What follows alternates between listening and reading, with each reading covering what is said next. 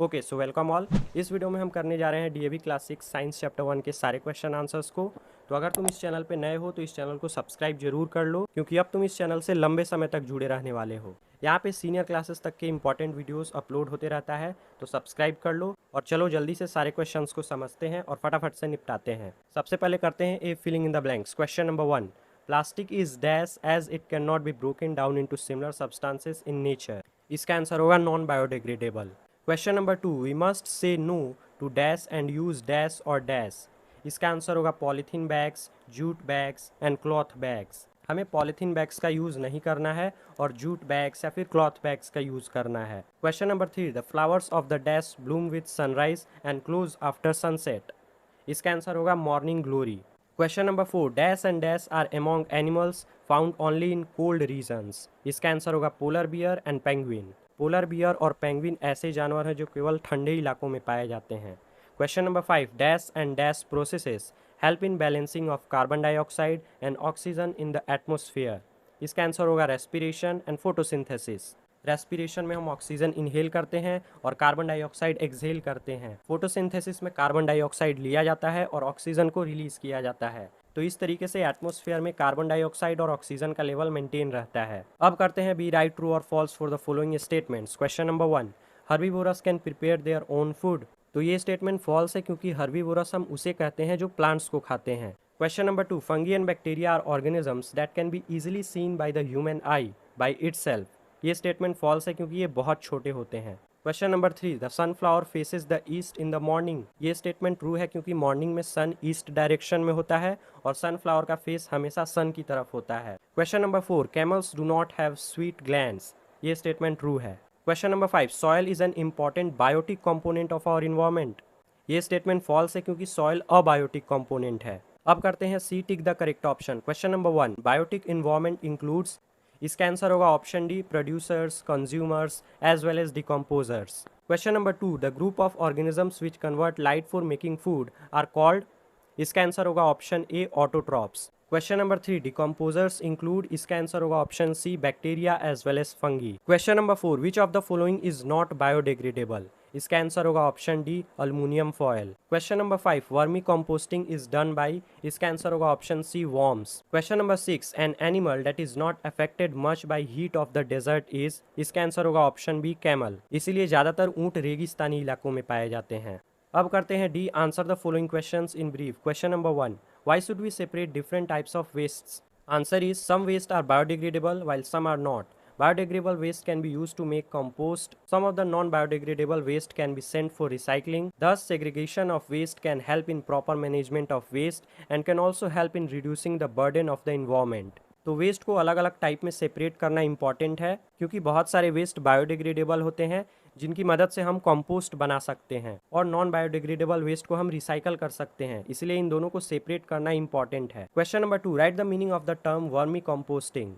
Answer is vermicomposting is the process of preparing compost with the help of earthworms. Earthworms loosen and turn the soil. This helps the decomposers in decomposition of dead remains. Thus, earthworm hastened the rate of decomposition. Vermicomposting एक process है जिसमें earthworm की help से compost बनाया जाता है। Earthworms मरे हुए चीजों को डिकम्पोज करने में हेल्प करते हैं। Question number 3, which component of air gets used up during the process of photosynthesis? Answer is carbon dioxide is essential for the process of photosynthesis. Question number 4, suggest any 5 activities that can help to save the environment. Answer is 5 activities which can be done to save the environment are as follows. Number 1, do not use plastic bags. Number 2, don't throw garbage on the road or into the river. Number 3, stop deforestation. Number 4, plant more trees. Number 5, minimize the use of vehicles to reduce air pollution. Question number 5, how does nature maintain a balance between the amounts of oxygen and carbon dioxide in the atmosphere? Answer is during respiration, both plants and animals take in oxygen from the atmosphere and give out carbon dioxide back into the atmosphere. When wood, coal and petrol are burnt, then carbon dioxide is released into the atmosphere. During photosynthesis, plants take in carbon dioxide and release oxygen. Thus, nature maintains a balance between the amount of oxygen and carbon dioxide in the atmosphere. तो respiration के दौरान plants और animals oxygen लेते हैं और carbon dioxide release करते हैं। Photosynthesis के प्रोसेस के दौरान कार्बन डाइऑक्साइड लिया जाता है और ऑक्सीजन रिलीज किया जाता है। तो इस तरीके से नेचर एटमॉस्फेयर में कार्बन डाइऑक्साइड और ऑक्सीजन का बैलेंस मेंटेन करके रखता है। अब करते हैं ई आंसर द फॉलोइंग क्वेश्चंस। ये करने से पहले अगर अभी तक इस चैनल को सब्सक्राइब नहीं किया है तो जरूर कर लो। कमेंट करके बताओ तुम्हें नेक्स्ट वीडियो कौन सा चाहिए। चलो आगे के क्वेश्चंस करते हैं। Question number 1, distinguish between A autotrophs and heterotrophs, B decomposers and scavengers. Answer is autotrophs. They can make their own food. Chlorophyll is present in them. Example, green plants. Heterotrophs, they cannot make their own food. Chlorophyll is absent in them. Example, animals. Decomposers. Decomposers are microorganisms. They change dead remains into simpler substances. Example, fungi, bacteria. Scavengers. Scavengers are large animals. They eat away dead remains but don't change them into a simpler substances. Example, vulture, crow, jackal, etc. तो autotrophs वो होते हैं जो खुद से अपना खाना बना सकते हैं और उनमें क्लोरोफिल प्रेजेंट होता है, जैसे green plants.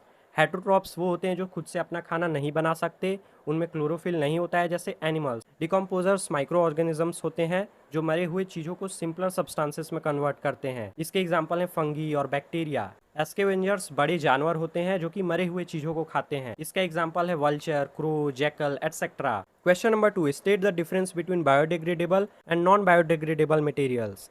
Give one example of each. Answer is biodegradable materials. They can turn into simpler substances by microorganisms.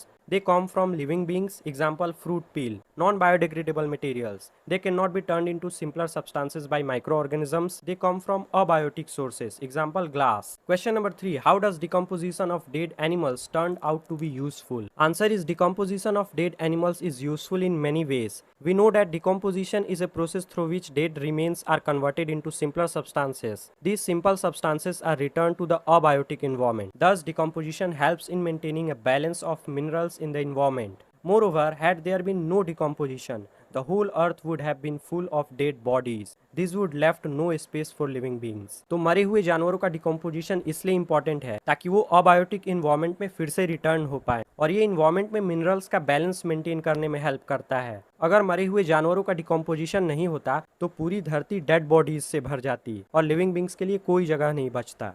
Question number 4. Why is rainwater harvesting a ray of hope for overcoming the present scarcity of water in cities? Answer is water scarcity is a big problem in most of the cities. Depletion of groundwater level has reduced the supply of water. Through rainwater harvesting, we can create a pool of surplus water which can be used from underground tank. This water can also help in recharging groundwater. Thus, it can be said that rainwater harvesting is a ray of hope for today's scarcity of water in cities.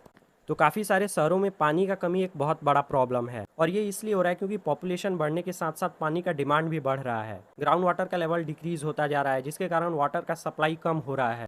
Rain water harvesting के जरिए हम इस problem को solve कर सकते हैं, इसीलिए इसे रे ऑफ होप कहा गया है। Question number 5. Why do buffaloes cool themselves in water during summer? Answer is the skin colour of buffalo is black and black colour absorbs heat. This makes the skin of buffalo too hot during summer. Moreover, buffaloes do not have too many sweat glands, which could help in keeping its skin cool. So buffaloes cool themselves in water during summer. तो भैंस का जो चमड़ा है वो काला होता है और काला चीज हीट को एब्जॉर्ब करता है। तो इस प्रॉब्लम को सॉल्व करने के लिए भैंस जो है वो गर्मी के दिनों में पानी में उतर जाती हैं। भैंसों में स्वीट ग्लैंड्स भी कम पाए जाते हैं जिनके कारण उन्हें पसीना कम होता है, इसीलिए वो अपने आप को कूल रखने के लिए पानी में उतर जाती हैं। Question number 6. Draw a diagram that shows the relationship between biotic and abiotic component of the environment. तो ये तुम्हारे बुक का डायग्राम है, तुम इसे बना सकते हो। आई होप तुम सारे क्वेश्चंस के आंसर अच्छे से समझ गए होगे।